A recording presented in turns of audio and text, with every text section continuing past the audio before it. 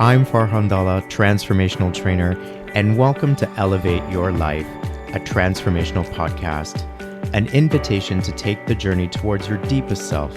It is my intention to inspire you to connect, move, and meditate. We'll tap in, tune in, and dive in, and together learn and reflect from authentic, real, and transformative conversations. Let's get started. Bismillah. Bismillah. Hi, everyone. Today, I have a returning special guest. His name is Imam Daayiee Abdullah. He's the first openly gay Imam in the United States. Imam Abdullah is an incredibly worldly person. He's dynamic. He's a scholar of Islam interpretation and Quranic interpretation. He describes himself, from what we last spoke, as semi-retired, though I beg to differ. The last time we spoke, he was in the Far East, and this time he is somewhere in South America. But thankfully, he took the time to speak to us today. I wanted him back so that we could talk about some of the challenges that are happening in this world right now with regards to our LGBTQI plus community, especially within the Muslim community, whether it's in the United States or worldwide. I'm looking forward to hearing some guidance and some clarifications on these challenges and some words of hope and wisdom. So, Imam Daayiee, welcome to the show. It's so good to have you back. Well, Bismillah, and thank you. Assalamu alaikum to all of your viewers, and I'm glad to be back. Thank you for inviting me. Oh, the pleasure is all mine. So as I said in my introduction, you're currently in South America. What brings you to South America this time? I mean, you've had incredible travels all over the world. You've studied in China, the Middle East. The last time we spoke, you were in the Far East, I believe in Thailand, working on a book. What brings you to South America at this time? Well, of them finding it an opportunity. I was back in the U.S. last year for a couple of months to have my medical checkups. You know, when you're in your 70s, you have to make certain, I and my doctor say, I checked into the auto shop for them to check check the engine and everything else and tap up the oils and all of that to make certain I was available to continue my Mhm. process of traveling. And so everything checked out well, and I decided that I've been wanting to study Spanish for the last couple of years, so I decided this was an opportunity. And I came to South America, and I've been studying Spanish for the last couple of months. And you already speak several languages, I believe, Chinese and Arabic. What made you want to decide to study Spanish? Well, a number of years ago, I had thought about how do you enhance a person's sense of power? And I've always felt that communication, having the skill to communicate with people, a variety of people, gives you personal power because then your dialogue with other individuals is not limited to what other people say about you, but you can say it for yourself. And therefore, with English as my mother tongue, Chinese and Arabic as learned languages, and then with Spanish as a new learned language, I can probably communicate with close to um, 5/6 of the world's population in one form or another, either spoken or written form. And therefore, that makes personal power very important. And other people cannot describe me better than I can describe myself. And so I think when people are able to take those steps, that's very important because it enhances not only physically, but also spiritually your ability to communicate with other human beings. I love that you're always working on your growth and your development. And I'm so happy to hear you've been, making sure your vessel is healthy so that you could do all the great work that you're doing, because it's important, right? What can we do if we don't have a healthy vessel? So I'm really glad to hear that you're doing okay in that regard as well. So 70 doesn't feel like you're retiring anytime soon. Well, the thing about retirement is that in my life, I've talked to, when I was younger, I would interact with much older people, several times my age, and many of them senior citizens.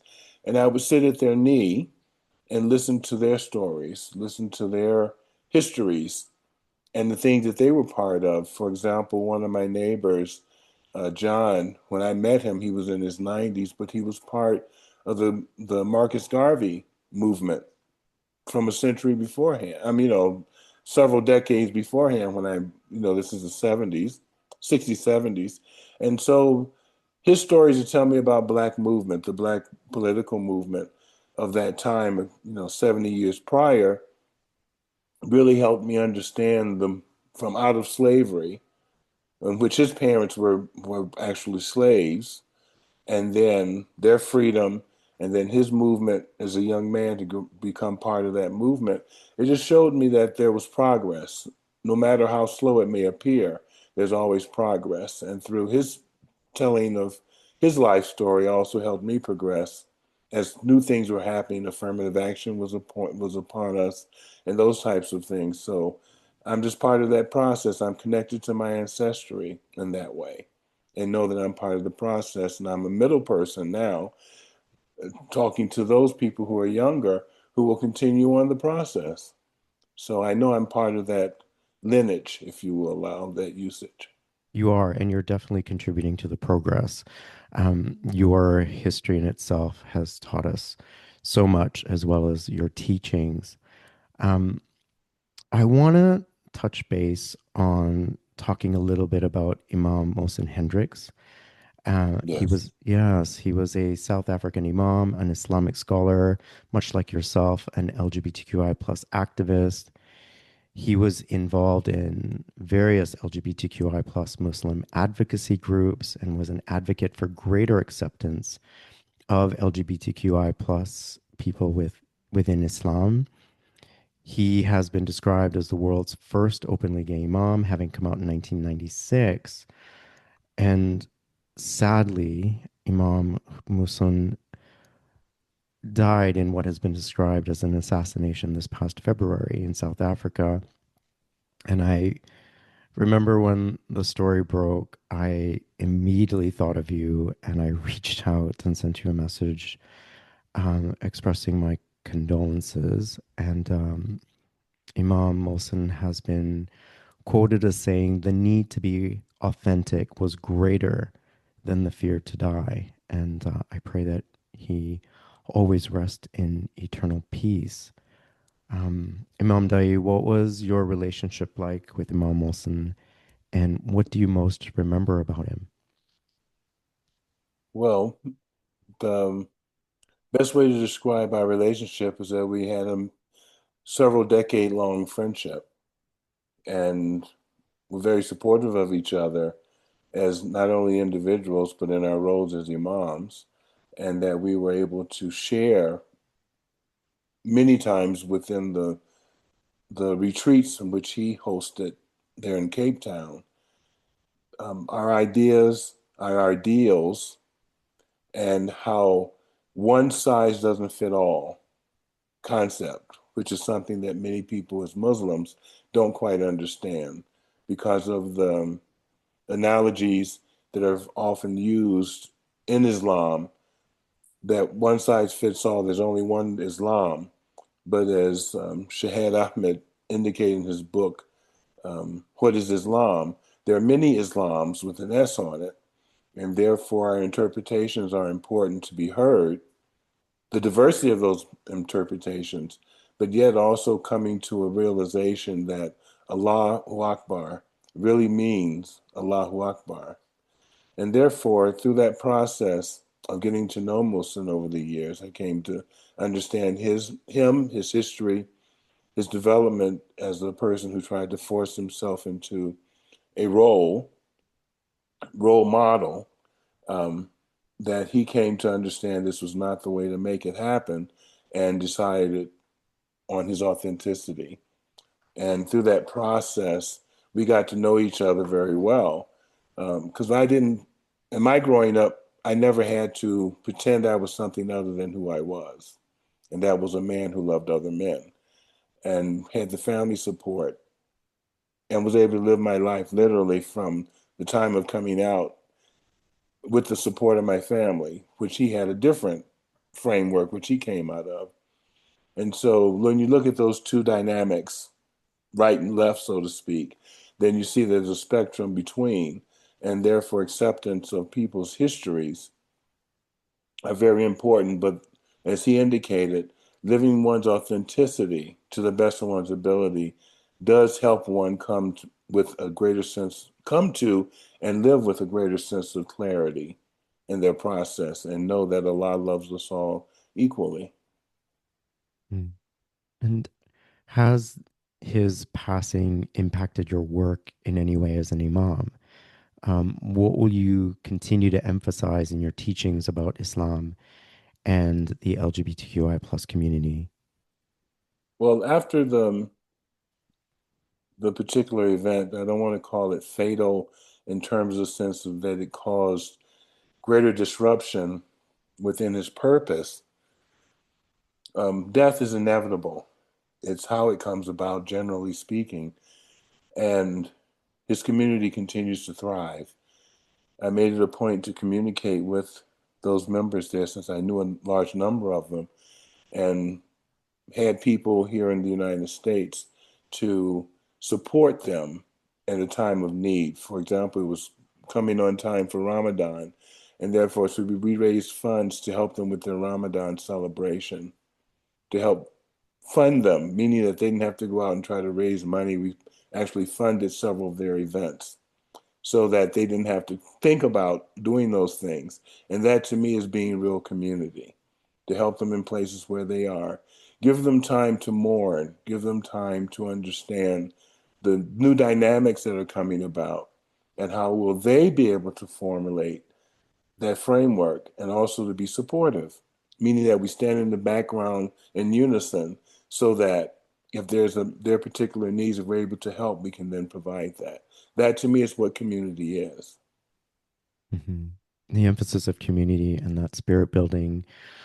Um, I'm glad that that spirit is as strong as ever and is needed as more than ever. And I pray that Allah keep you and all the members of our LGBTQI family, Muslim and non-Muslim, safe always.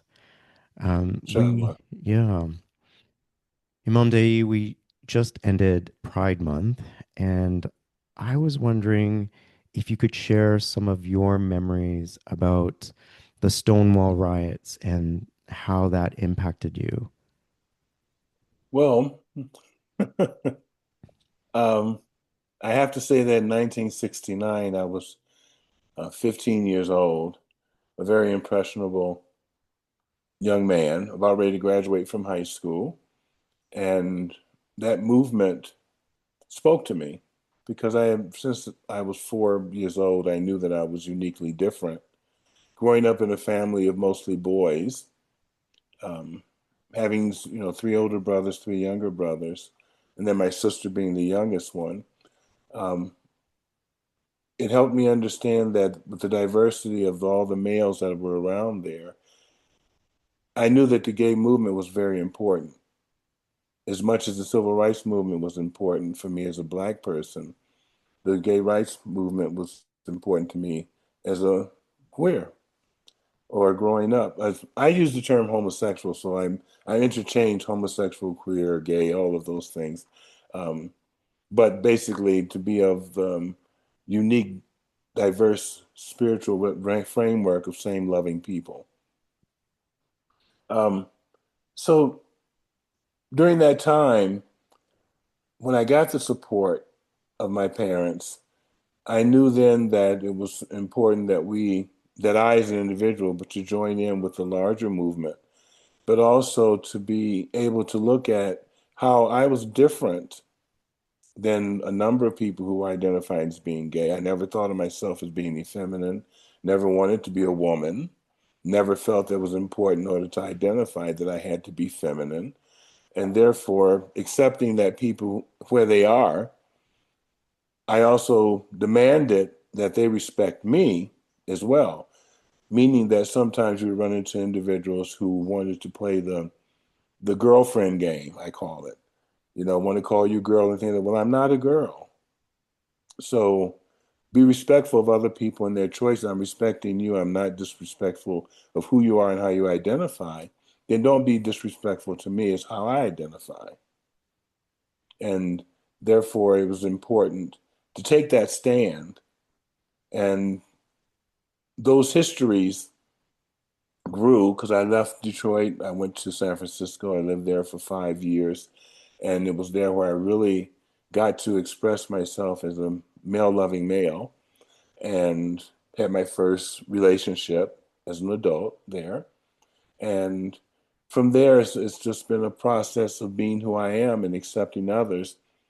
And then eventually coming into my leadership role as an imam, becoming Muslim and then becoming leadership role as an imam, that it's important that I see people for who they are as individuals and to let them know that no one is better than the other person, even though some people try to identify that way.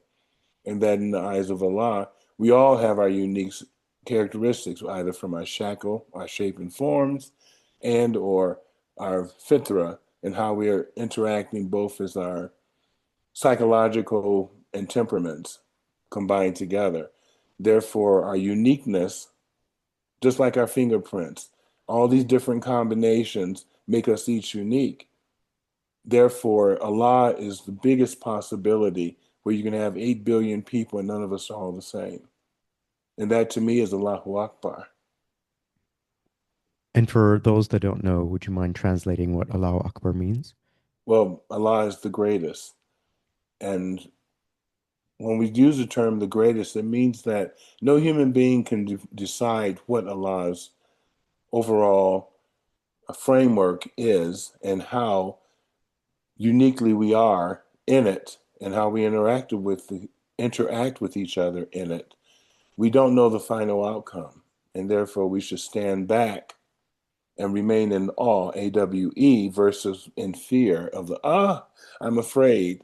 And if we're able to stay in awe, we will understand the beauty of what the creation is, the diversity of it, and we can see the signs in the ayat. And therefore, it's better to look at the signs than it is to look through fear. Hmm.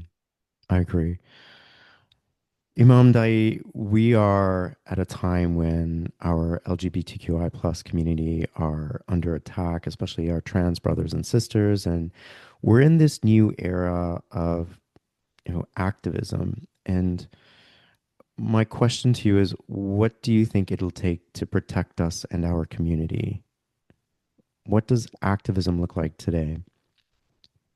Well, overall, from my humble opinion, activism takes on many shapes and forms. As I said earlier, there's no one size fits all in the framework.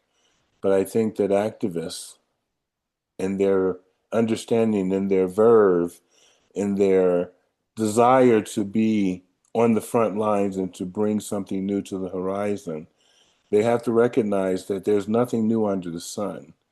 Its promotion may be uniquely different because we have the internet now and they can't cut things off and newspapers can't cut off our voices.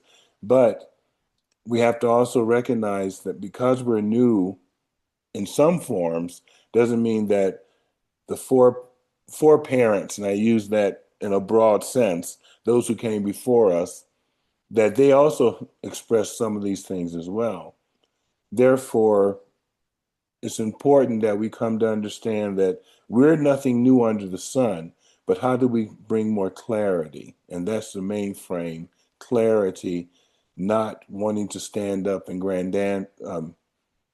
grandize ourselves as something new, something glittery, something else, but that we're just part of the process, part of the framework. And I think that's very important. The other side of it is that knowledge is so important. We cannot run out here and say to people, well, I think so and so and so without having a broader perspective of what knowledge means, knowledge of a subject means. Doesn't mean you have to know everything, but you can understand the framing of something is so, so important. Because too often I've seen Muslim activists who make comments, but they're basing themselves on different types of theories that have nothing to do with Islamic theology.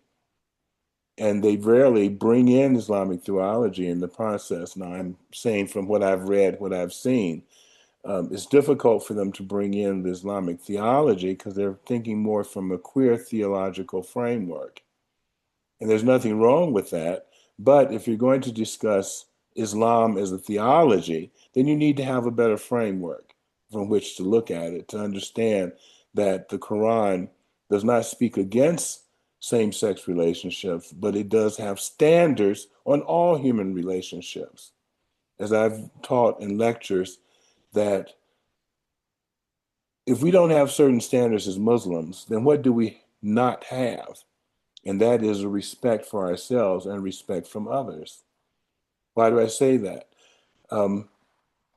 Dr. Khalid al-Fadl, who's a professor of law at UCLA, a great Islamic scholar and someone who I follow, and I consider him really great, like my own mentor, Dr. Taha Jaber al-Awani, that we have to look at the law in a framework that works within the society in which we live, under the concept of zaman and makan.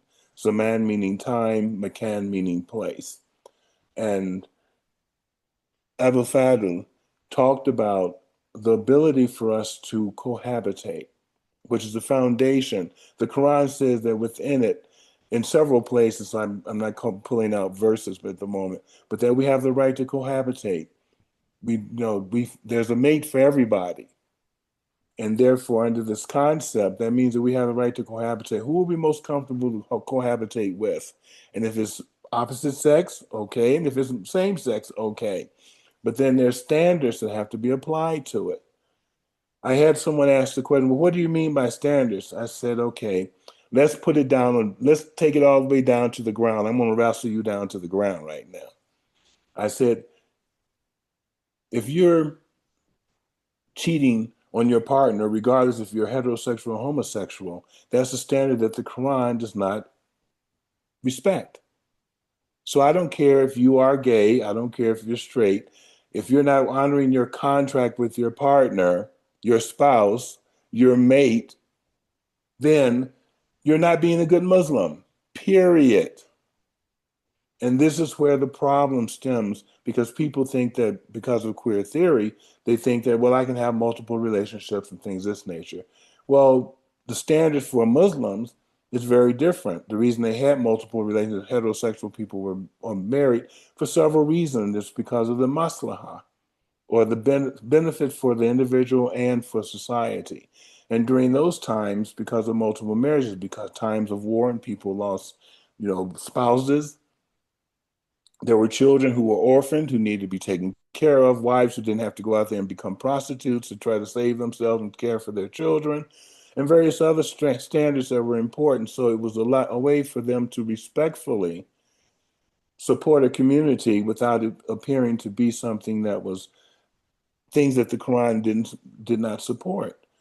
Therefore, we as queer people have to also look at these things as standards, that how do we become better Muslims, or how do we maintain our Muslimhood while still being diverse and uniquely different from our heterosexual co-religionists, if you will.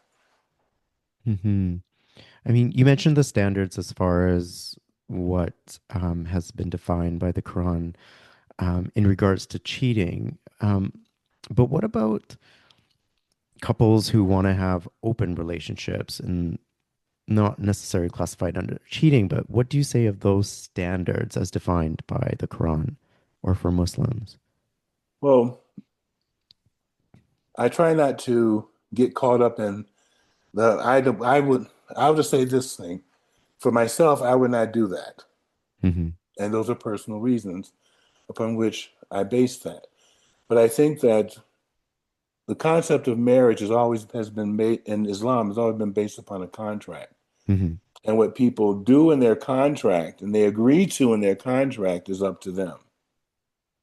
And therefore, they have to decide what that contract is going to be. Now, if that includes some of those other factors that I won't necessarily do, Hmm. then that's up to them. But I, as an imam, there are certain things that I don't support. And so I Hmm. will not marry a couple who decides that that's what they want to do. That's not up to me. I will not enhance something that I myself would not do, period. Now, if Hmm. people don't like it, it's okay. Bye bye.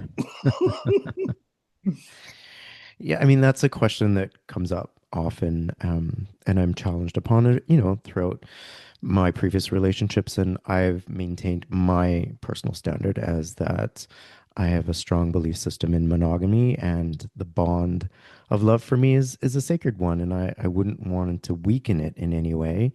And so I sort of share that belief system with you in that regard. And that was my own personal journey. I didn't go to sacred texts to come to necessarily those conclusions, but just my personal relationship with God through prayer and meditation is where I landed with where I feel in regards to that. So thank you for Mhm. sharing your opinion. Um, but in terms of, this having just been Pride Month, what part of the world were you in, and how did you celebrate Pride this year? Well, the celebration of Pride continues to be a daily thing for me. So it's not a month. It's like Black History Month. I'm proud of being Black all year long. So I'm proud Mhm. of being gay all year long, though there are Amen. months in which people celebrate. But I think that having seen from the very beginning when gay pride was celebrated, it has changed tremendously. The Mm. celebration itself. Before it was one of being out and acknowledging who we are as individuals and that there was a community, and to where today I see it more, well, not necessarily this year, but up until last year, it was more corporate based that corporations were supporting it and things of this nature.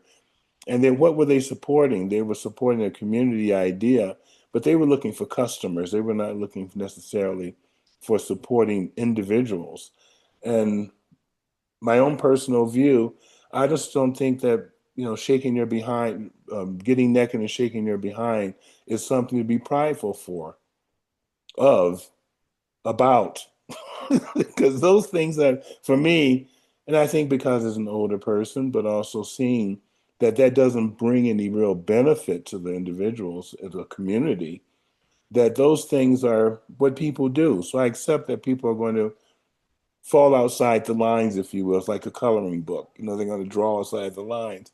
That's fine, but that's not how we should be seen as human beings, as a community only. And this is where um, we have to be very careful of our image of who we are as a community, not as an individual, because individuals are going to go way outside the lines no matter what. Be they straight, gay, you know, colors of the rainbow, and mental capacities as well. So it will be outside the lines. But when we look at our community as a whole and as a wholesome framework, then we have to consider the things that we will allow ourselves to be associated with in terms of that. And when I say that, it means the public expression versus just individuals who express themselves in public. Hmm.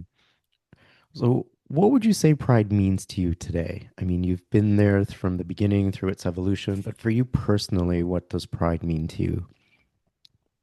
Well, as a man-loving man, I think that when I was 15, 16 years old, I thought about, wouldn't it be wonderful to eventually be able to meet a partner and get married? Well, in 2015 in the United States and much earlier in other countries, that same-sex marriage became a viable alternative. It wasn't holy unions, it was marriage, just like the other folks got married. It was the same thing. And I think we can take pride in doing that. Now, how people have adhered to it is another story because, heterosexuals haven't always been the arbiters of great marriage, standards. Because divorce has gone from something that you couldn't have to where now it's about 50% of the marriages I think it's wind higher. I up in think it's like divorce. 60% now. Is it 60% I now? think so, yeah. My goodness. Well, they've added another 10% since I last did the research. I could be wrong, So, but I think it's about 60%, yeah. So, so that just says to me that um, it was a goal in my youth, and something that I did have a couple of partnerships, long-term partnerships in my life, and they didn't end up in marriage because marriage was not a legal framework, but honoring that relationship was very important. So having pride is individual, and having pride in my community, that's why I do the work I do, is that I do have pride in them. I do have a feeling that I have something to offer them, not only as a senior in my life stage right now, but also someone who has trained as a Muslim in theology, have worked as a lawyer helping Muslims in refugee status and things of this nature, and presenting myself to others, both the heterosexual and the queer community, as an individual who believes in my faith. So in those ways, I take pride all the way. And as I've had some people say, particularly from the heterosexual side, why don't you debate so and so and so? And I go like, I don't need to debate anyone. I'm confirmed in what I know and understand because I've taken the time to do so and have lived it.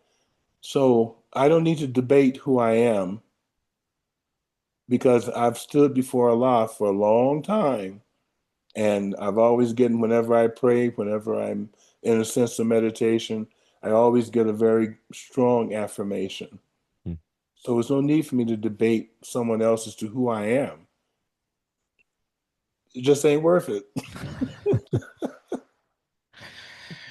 Imam Daayiee, you are the founder and president of the Mecca Institute. It is a online inclusive and progressive Islamic theological school. It is a nonprofit organization expanding progressive Islam through education and research.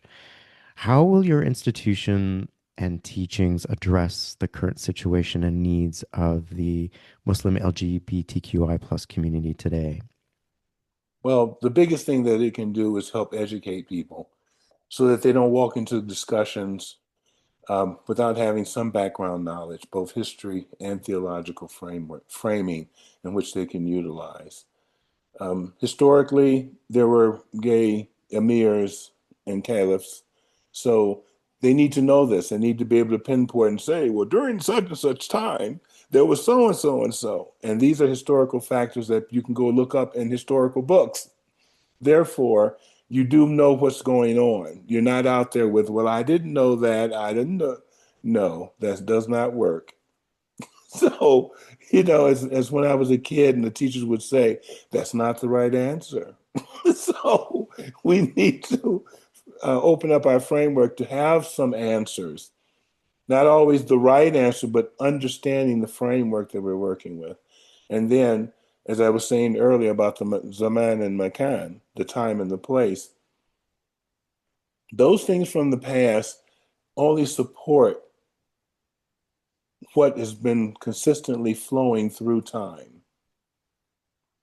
Therefore, we're in the modern time, but in ancient times, there were certain things that were consistent as being human and being Muslim. Therefore, some of those same things abide with today. But then we have Makan, the place. Some of those things took place in a Muslim society, a Muslim state, a Muslim legal system. And today, we live in a different non-secular, I should say a secular framework that is non-Muslim.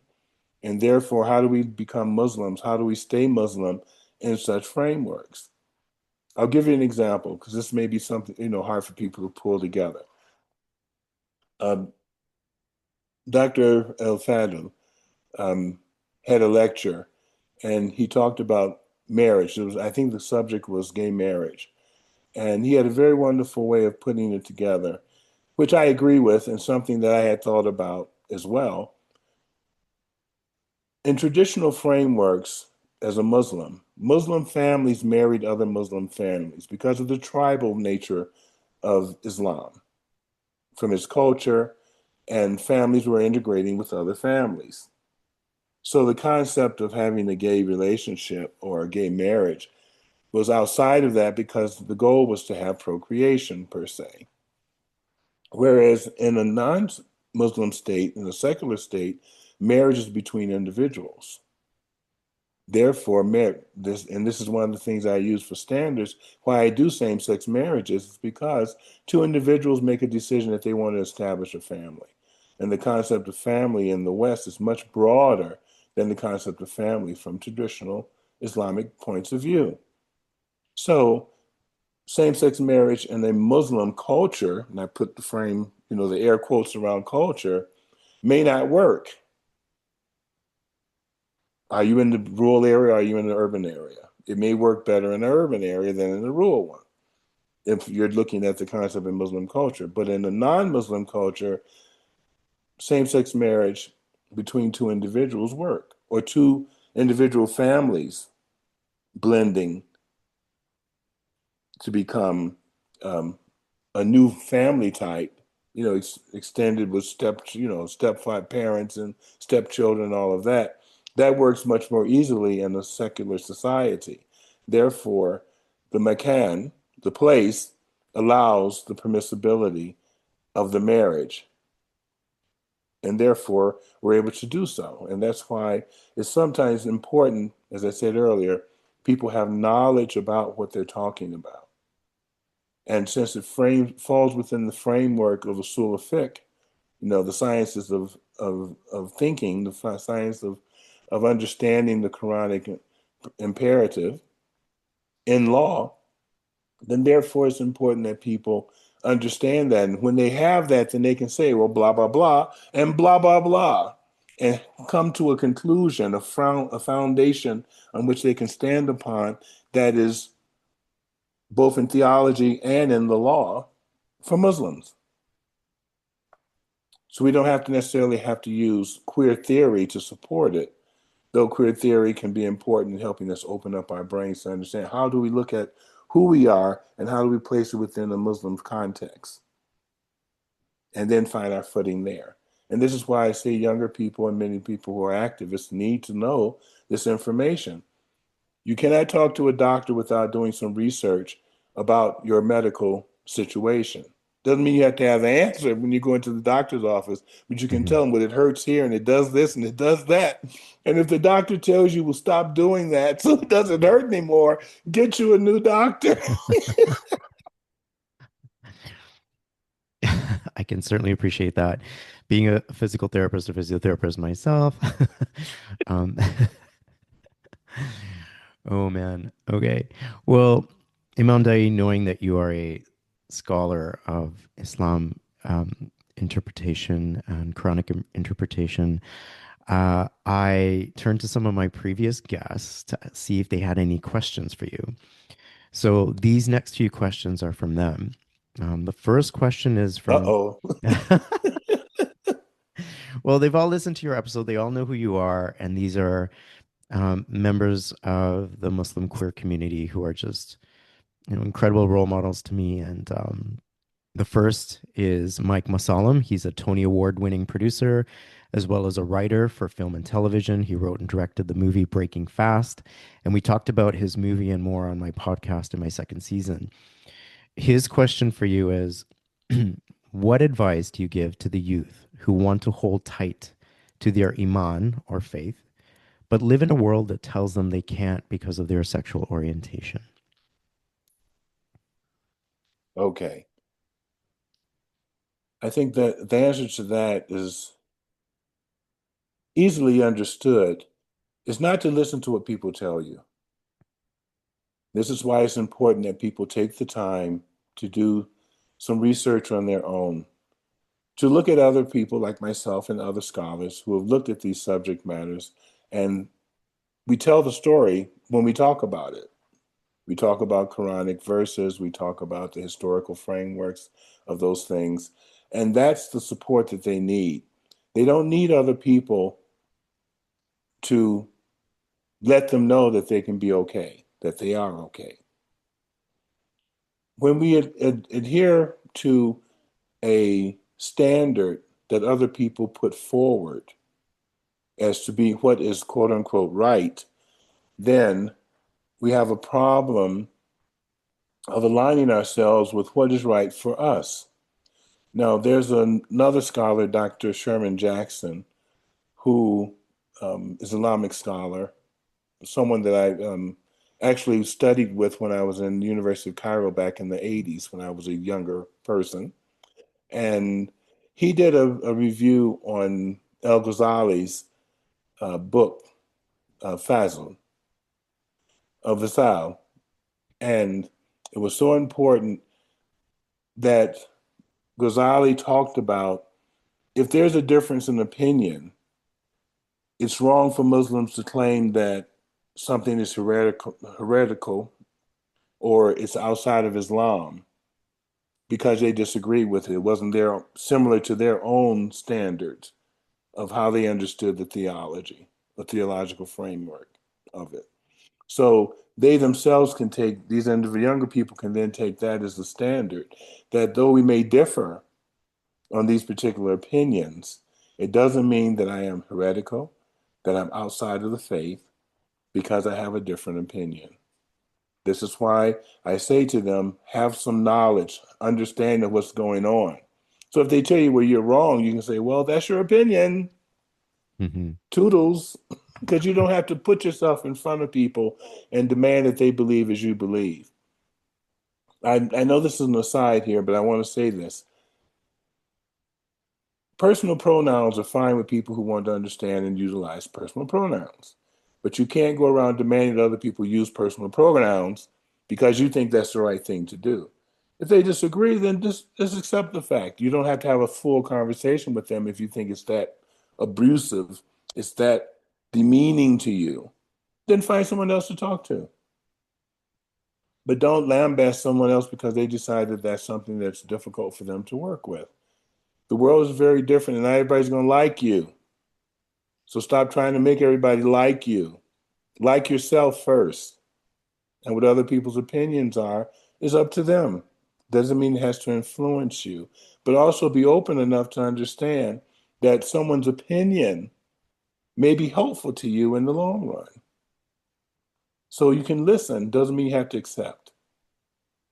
And that's the main thing that people do. Is we as human beings, we have to learn to listen to people, understand, and ask questions too, because sometimes when people say things, words can have several meanings. And rather than for you to just jump off and say, well, that's what they mean, ask them, what do you really mean by this? It's Mm. like the word bad, Is it really bad, bad?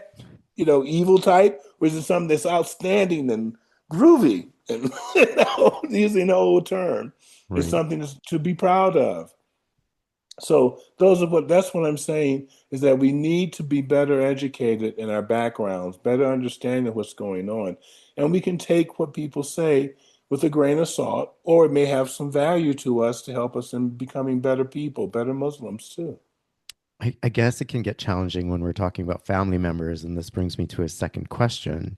And Okay. that is, what advice would you give to a family who's thinking of disowning, mistreating, or estranging themselves from family members because of their sexual orientation? Oh, that's an easy one. Um,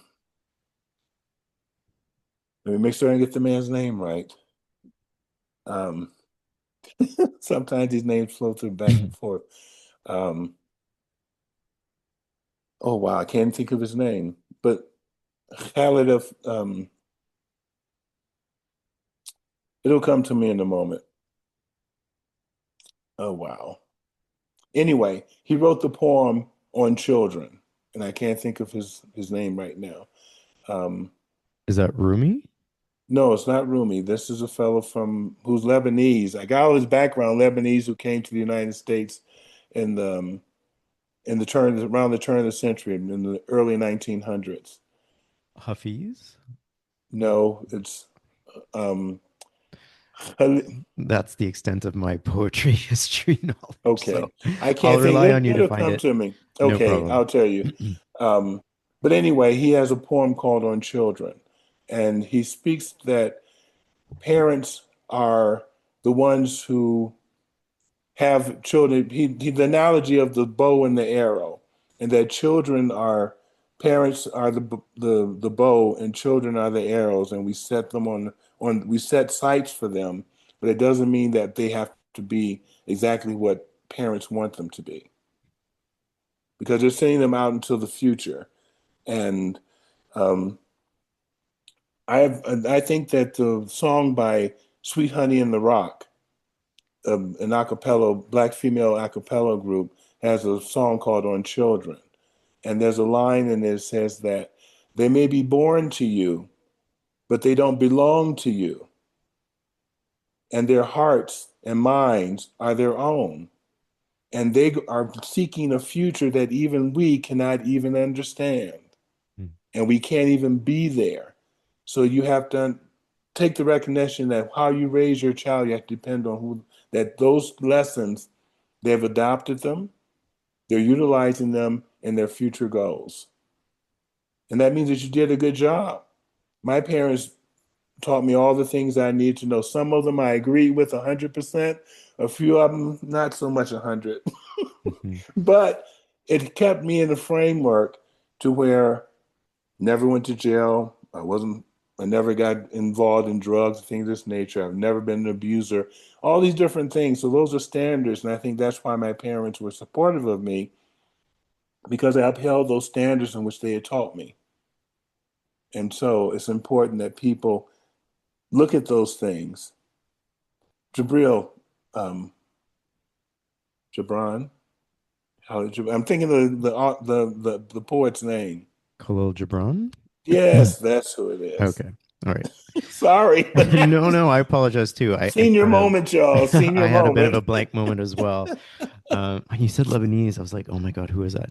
Anyway, I'll definitely look up the poem and add the link or reference in the notes section because I do want to read it and make it available to people. But Also, the song by Sweet Honey in the Rock too. It's on YouTube. I think okay, when they hear that, they'll see the connection between the two. sounds good. My next question is from my former guest, Mariam Magsi, who is an award-winning multidisciplinary artist. We spoke in the first season in regards to art and grief relief. And she wants to know, do you believe queerness is divinely ordained or part of a divine spectrum of being? How does that show up in Islamic theology, if at all?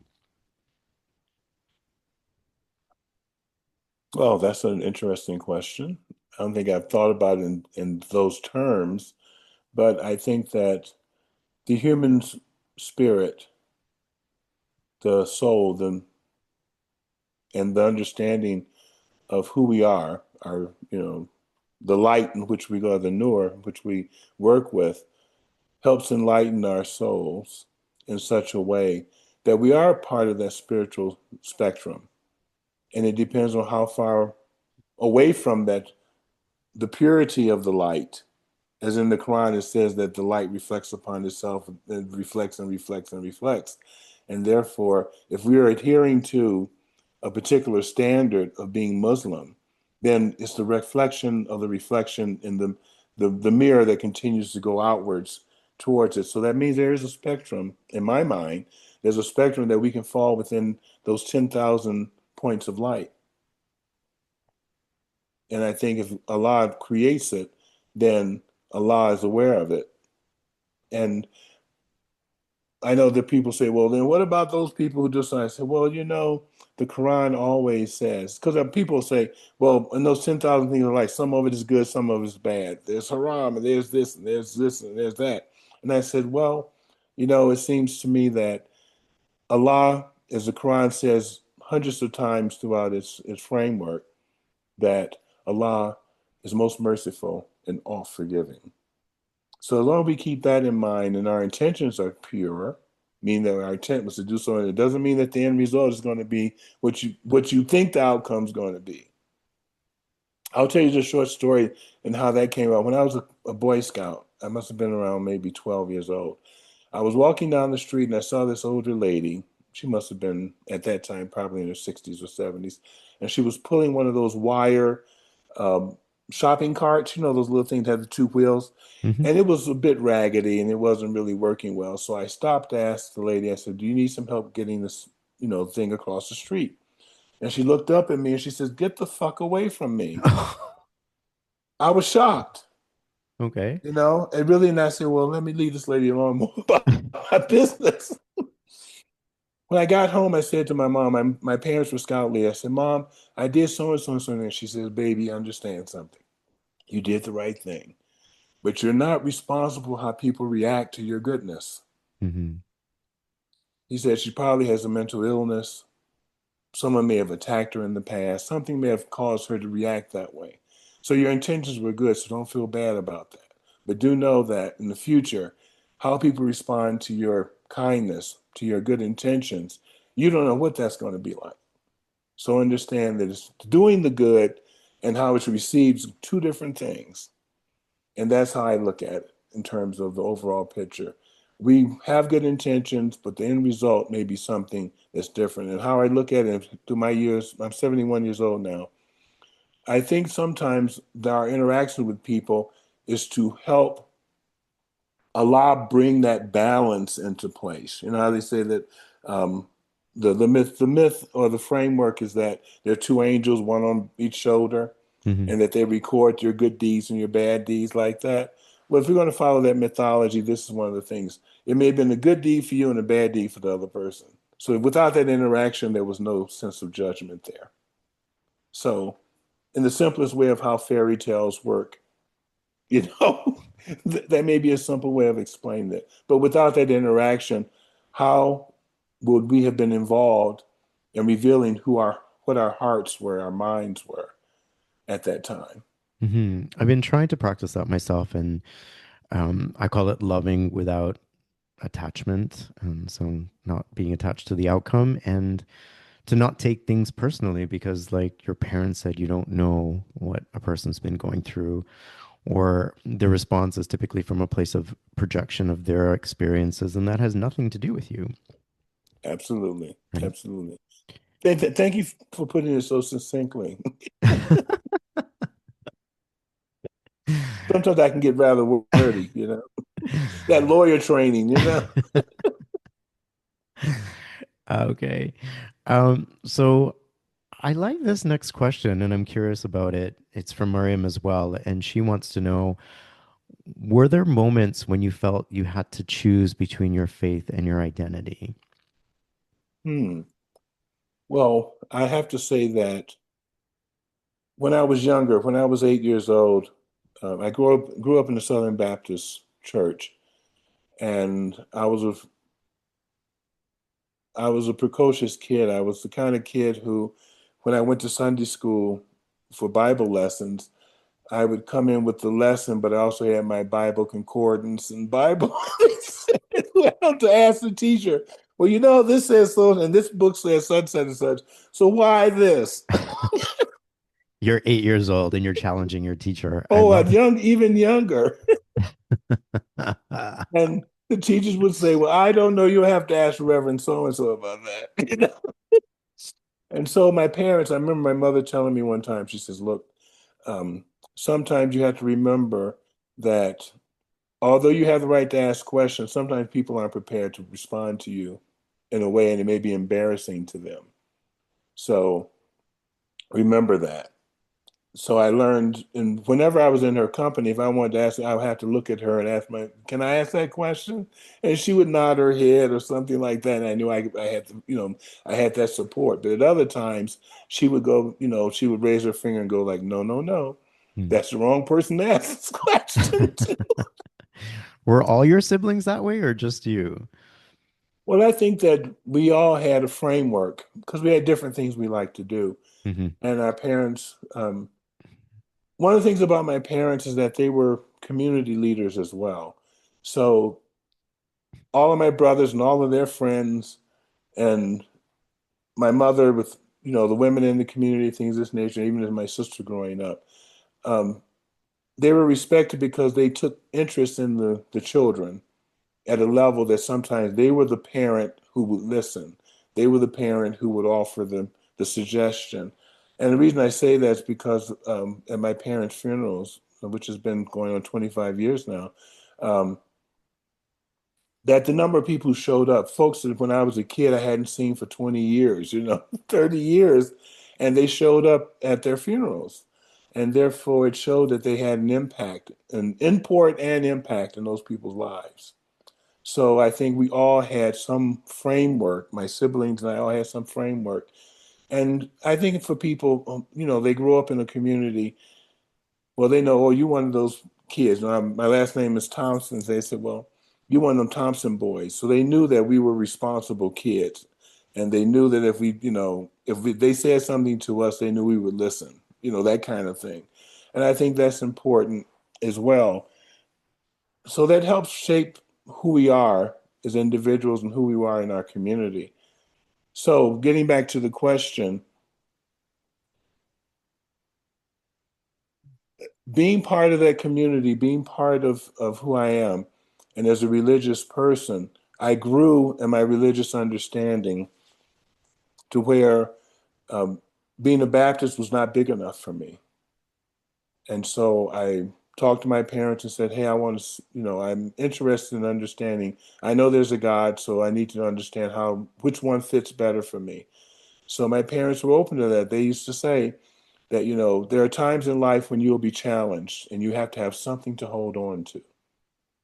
So I knew that they had friends, Jewish, Christians of various backgrounds, Hindu friends. I mean, I grew up in Detroit, so it was a very, diverse um, metropolitan community there. And so Buddhists as well, so it was something that I had an opportunity to expand and grow. And eventually, by the time I was 15, I was into metaphysics and science of mind and, Christian Science, things of this nature. But when I became older, in my late 20s, that's when I got really introduced to an Islam in China that was much more open and different than the Islam I had been accustomed to in the United States.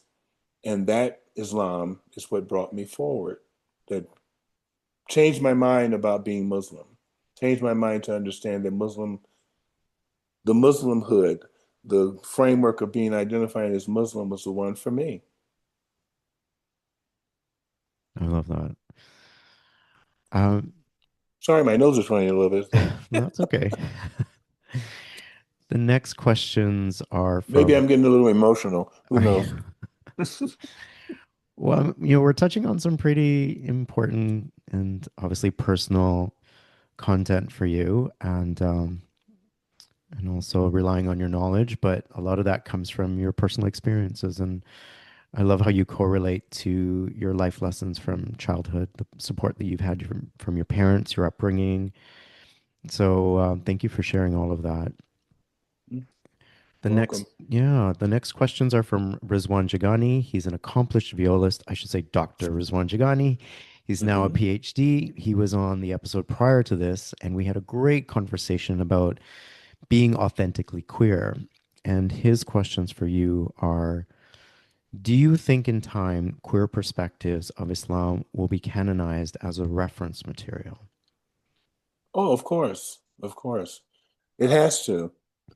Um, when I was studying with Dr. Taha Alawani, he had done some work on the fiqh of minority communities, the thinking process, the law, things of this nature. And that was something new, basically, in terms of understanding Islam from a perspective that was not historically referenced as being Arab from its nascent beginnings, but it had to be inclusive of Southeast Asian,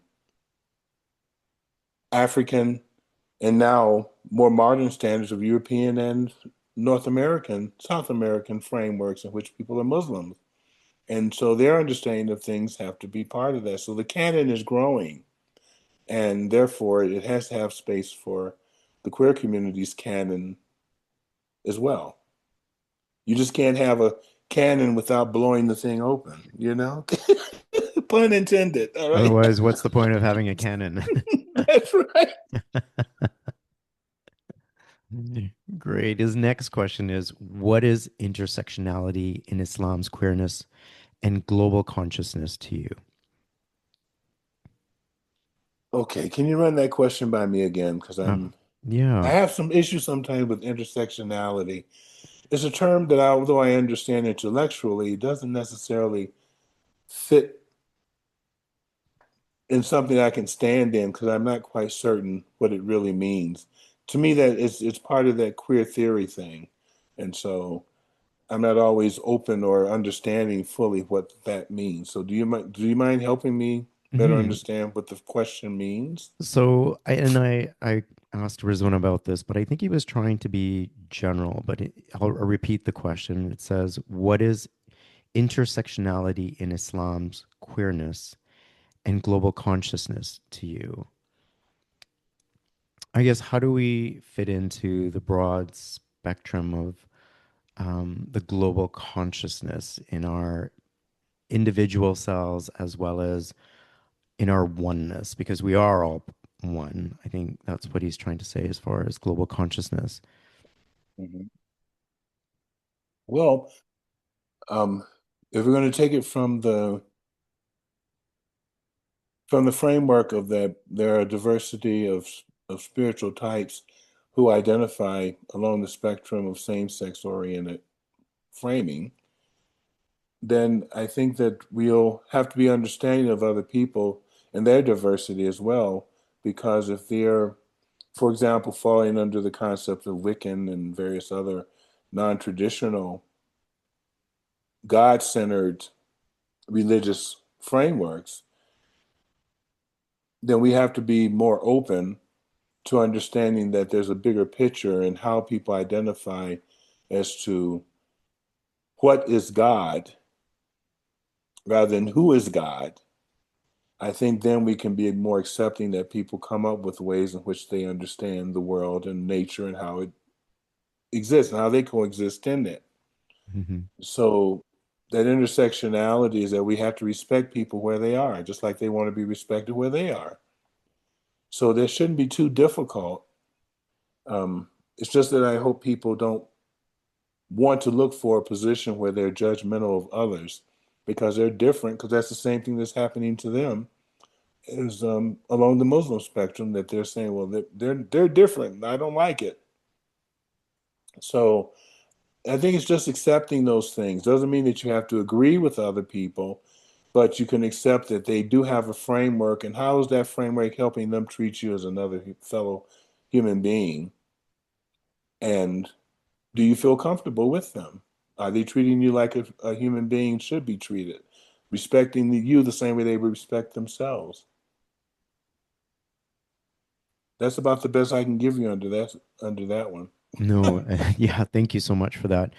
And thank you on behalf of everyone who forwarded these questions.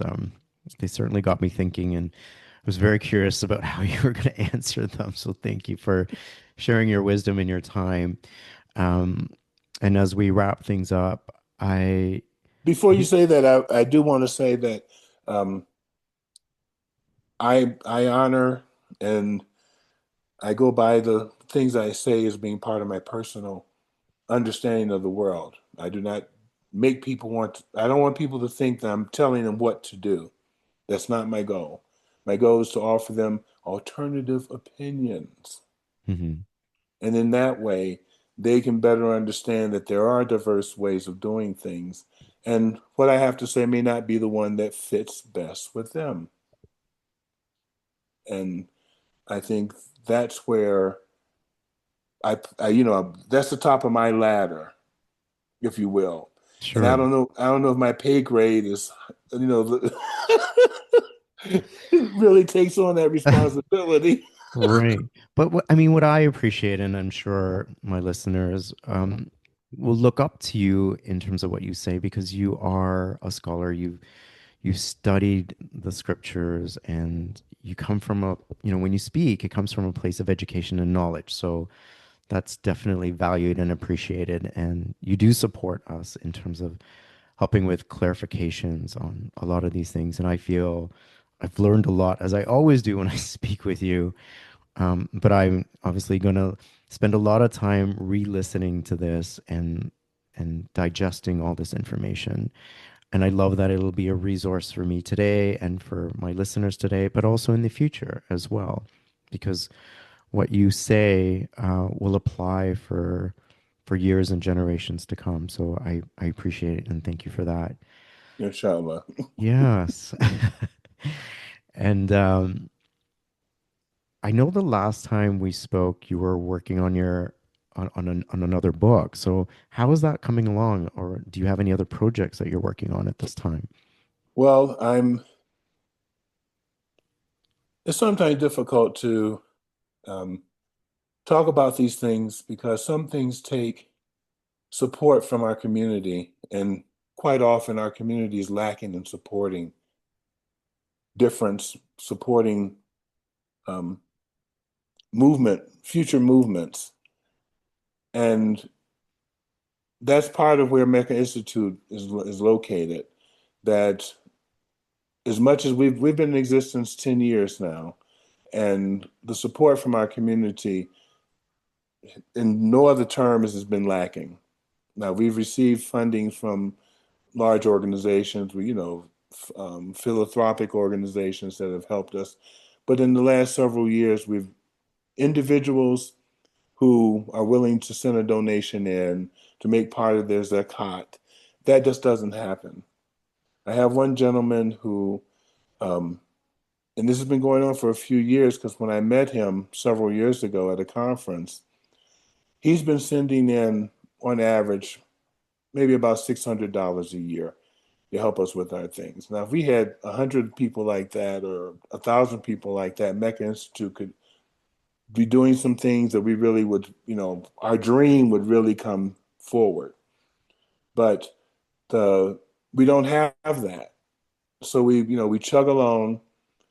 I live off of, my Social Security. That's how I exist. Thankfully, I was able to make some money and be able to have a Social Security.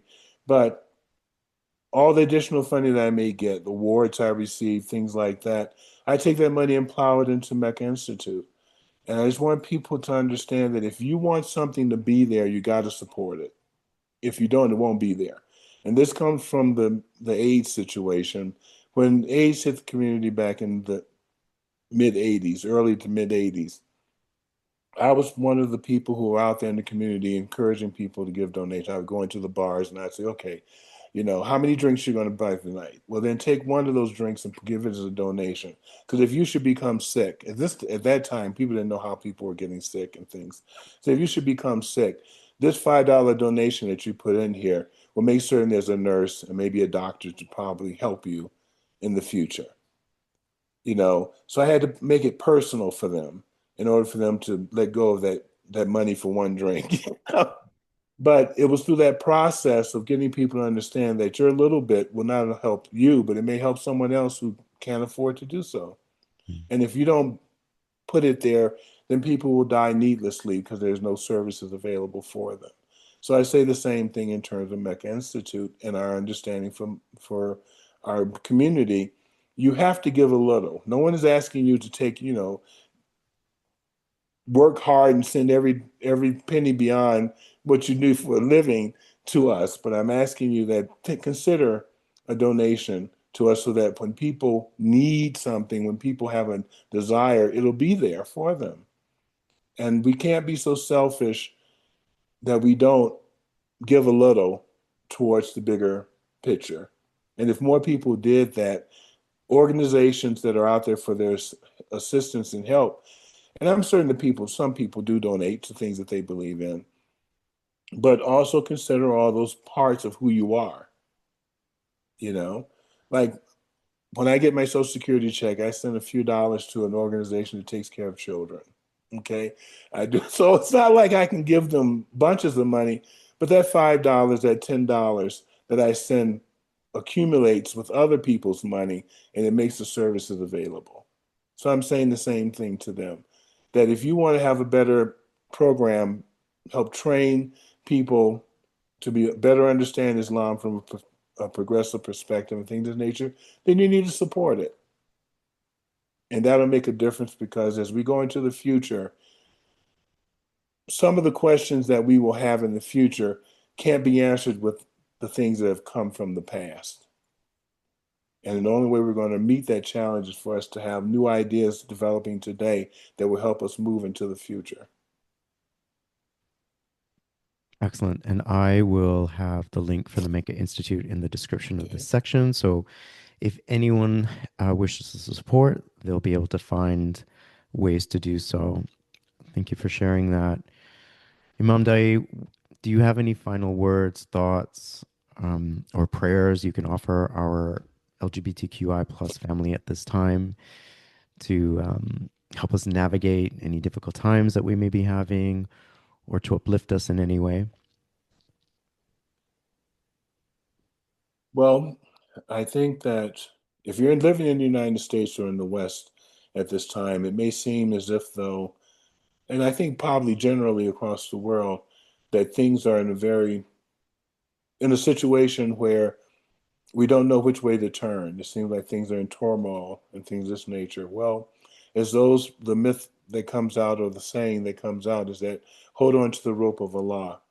I think it's important that we do that. That don't let what's happening in front of you become the only way that you can see your life unfolding, but that you can see it as a better life can still unfold by keeping your head, by keeping your thoughts open, by listening and engaging in the process. Because if you don't engage, your fear has you paralyzed, and paralysis does not move you in any way, shape, or form, and you become the the fodder for the cannon, so to speak, and pun intended too.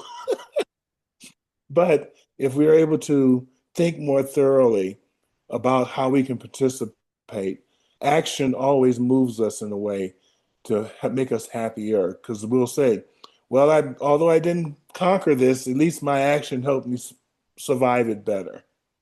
And so I think we need to look at that in that framework. Because all the answers Allah knows, but how we get there is through our individual actions that help. So if you're not doing harm, it must bring about some kind of good. Thank you so much. Inshallah. Yes, inshallah. Imam Daayiee, it has been such a pleasure. Thank you so much for the wealth of information and knowledge that you shared today. As I said, I'll be listening to this several times to help, digest all this information. I will share links to resources to the Mecca Institute as well as to your, any sort of contact information so people can get in contact with you should they have any questions or want to reach out to you. I cannot say thank you enough for your time, your knowledge, your wisdom. It's been such a pleasure, and I look forward to having you on again in the near future. Thank you so much. Okay, well, anytime. As long as I have life and understanding, I'll be more than happy to participate. Thank Thank you. you. All right. Salam, my brother. I'm Farhan Dalla. Thank you for taking the time to listen to today's episode of Elevate Your Life, a transformational podcast. I hope today's conversation has elevated you in some way and inspired you to connect, move, and meditate. I'd really appreciate your support by following and rating this podcast. Come back soon and join me for another transformative conversation.